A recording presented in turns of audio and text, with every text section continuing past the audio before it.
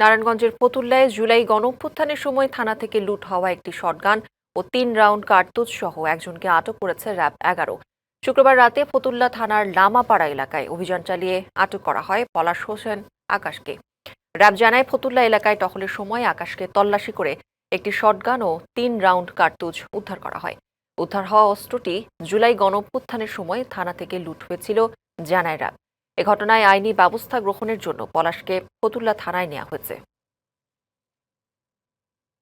গাইবান্ধার জেলা accounts and finance অফিসে ঘুষ দাবি করার সময় জাফরুল্লাহ নামের এক ভুয়া দুদক কর্মকর্তাকে আটক করা হয়েছে।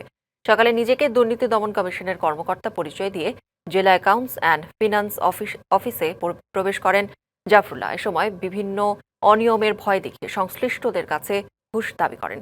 তার আচরণে সন্দেহ হলে অফিসের কর্মকর্তারা বিষয়টি নিশ্চিত হওয়ার চেষ্টা করেন। এক পর্যায়ে তার পরিচয় ভুয়া প্রমাণিত হলে স্থানীয় লোকজন তাকে আটক করে পুলিশে খবর দেয়।